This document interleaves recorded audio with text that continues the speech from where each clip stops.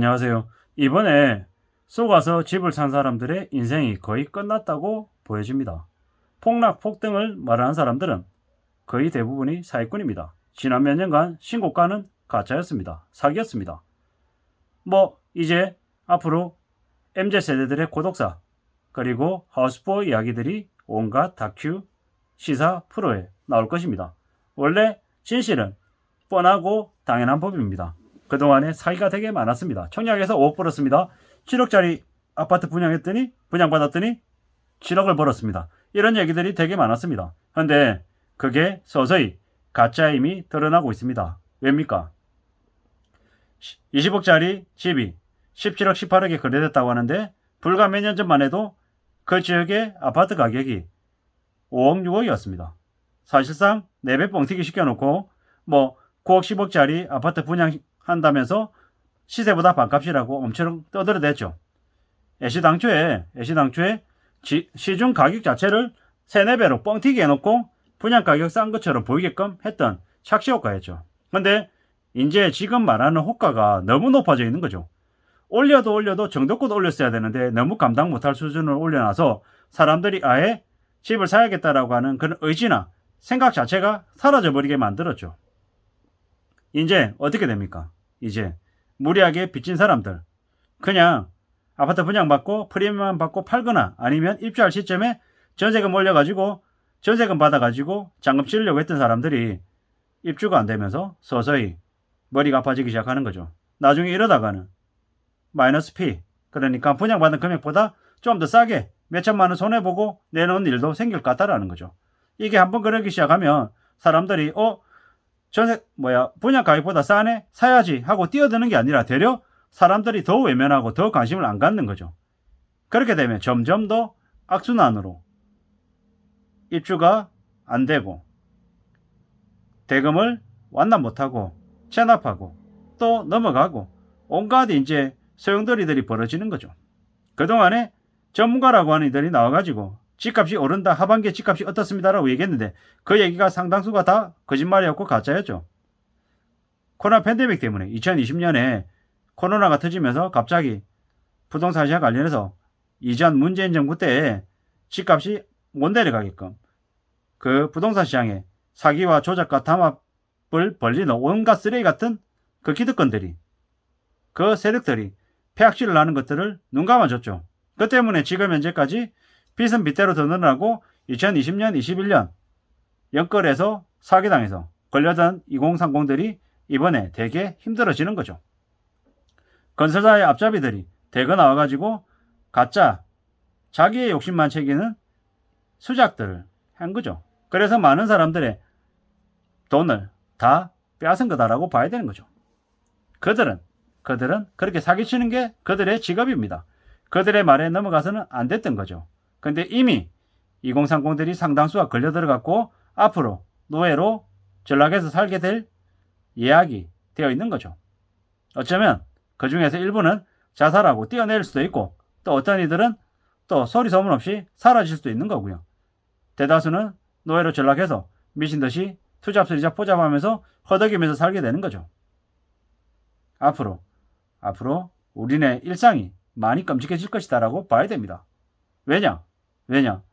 금융권들은 금융권들대로 자기들의 이익을 더 챙기고 있고 금리가 가파르게 오르면 그로 인한 시중 부담은 시중 이자는 상상을 초월할 정도로 높아져 있는 거죠. 그것 때문에 감당 못한다라고 봐야 되는 거죠. 인생이 엄청 다이나믹해지는 거죠.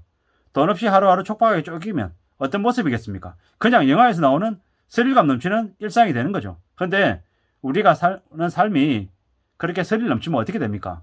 가슴이 터지든 심장이 터지든 뇌가 터지든 터져나가면서 미치는 거죠. 스트레스가 쌓여서 건강이 안 좋아지고 쓰러지거나 아니면 일상생활에 문제가 생길 수밖에 없다라는 거죠.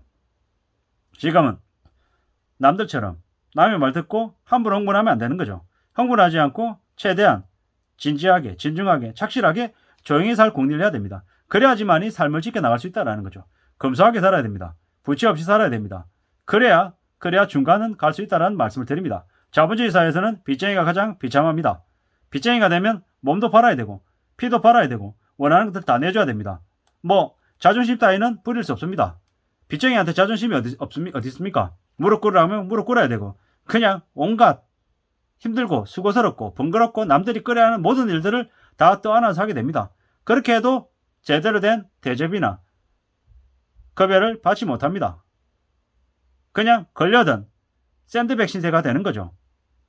그러면 재벌가들, 족벌가들, 기득권들이 가스라이팅 하면서 그를 두고 죽을 때까지 부려먹는 거죠.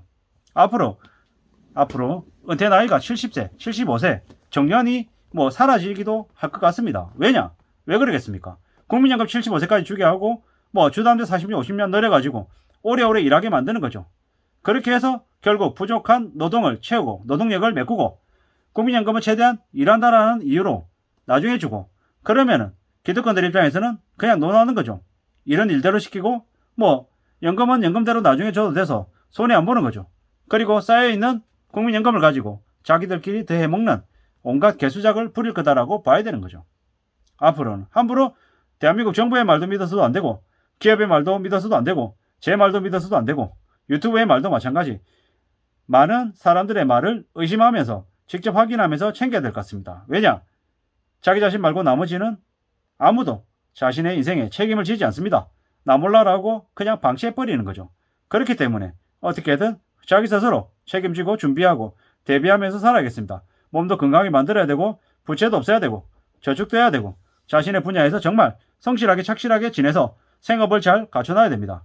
그렇게 잘 지내야 안전하게 무사히 잘 지내야 나중에 이 힘들고 어려운 경제 충격이 지나가고 난 이후에 다시 새로 일었을 때 또 나름의 기회를 잡을 수 있다는 말씀을 드리고 싶습니다. 앞으로 5년간은 최대한 조용하게 숨죽이면서 외롭게 지내는 게 낫겠습니다. 함부로 남들과 어울리지 않는 걸 말씀드리는 거죠. 나중에 다 망하고 나면 나중에 또다시 돈을 풀고 거품을 일으키는 시기가 또 온다고 합니다. 그때까지 엄청 쪼이고 긴축 모드로 지내야 되는 거죠.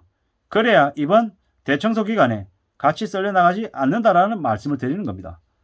이번에 속아서 집을 사고 주식을 하는 이들이 대거 당한 거죠.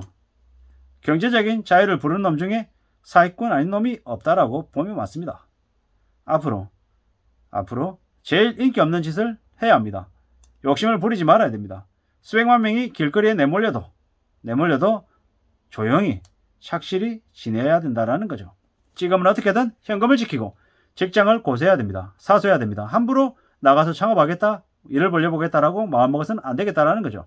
그리고 내 도장을 함부로 찍어서도 안 됩니다. 지금은 거래절벽, 대출 중단, 시행사, 건설사, 파산설 등 많은 얘기들이 나오고 있다는 거죠. 정신 바짝 차리고 지내야 됩니다. 부자들은 지금 이미 다 알고 있습니다. 지금의 상황이, 지금의 과정이 어떤 시기인지 너무도 잘 알고 있다는 거죠. 그들은 조용히 다른 사람들이 무너지기를 기다리고 있는 겁니다. 그렇게 무너지고 나면 나중에 자기들이 가지고 있는 돈으로 다 주워 담으려고 하는 거죠. 앞으로는 어떻게든 자기의 소득 범위 안에서 자신이 감당할 수 있는 수준 안에서 살도록 애써야 합니다. 함부로 욕심을 부려서는 안 된다는 말씀을 드립니다. 지금 언론에서 이야기하는 이야기들에 귀 기울이기보다는 국제금융센터의 뉴스나 아니면 KDI 등 아니면 한국은행에 있는 각종 보고서들을 보는 게 낫겠다라는 말씀을 드립니다. KDI의 관계장관 회의록을 보고 또 각종 기관의 뉴스들을 보면서 현실을 좀 더 제대로 파악하려는 노력들도 필요한 것 같습니다.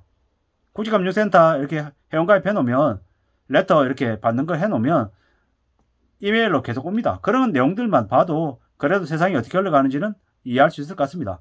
그동안에 저금리에 취했던 이들이 대거 힘들어진다, 대거 하청민으로 전락한다라는 말씀을 드립니다. 절대로 저금리가 공짜가 아니다라는 거죠. 더 힘들고 더 어렵고 삶을 더 언제든지 몰락시킬 수 있는 무서운 거다라는 걸 잊지 말아야 될 것 같습니다. 앞으로 한 번도 경험해보지 못했던 부동산, 주식, 거품 하락, 폭락이 올 것 같습니다. 우리의 삶이 매우 힘들어질 거다라는 거죠. IMF 이후 사상 최대 불황, 경제 충격이 온다라고 보면 맞겠습니다. 어쩌면 1997년에 있었던 IMF가 다시 한 번 더 온다라고 봐도 무방할 것 같습니다. 앞으로 어떤 일이 벌어질지 기득권들, 재벌가, 족벌가들, 언론가들은 이미 다 알고 있습니다. 다만 보통 사람들이 제대로 알아차리지 못하게 눈과 귀를 막고 있는 거다 라고 보시면 맞을 것 같습니다. 저금리에 취한 이들이 다중채무자들이 600만 명입니다. 이들이 금융노예로 전락하는 건 당연한 모습이다 라고 봐야 될 것 같습니다. 함부로 욕심부리고 탐욕 부려서는 안 되겠습니다. 이상입니다.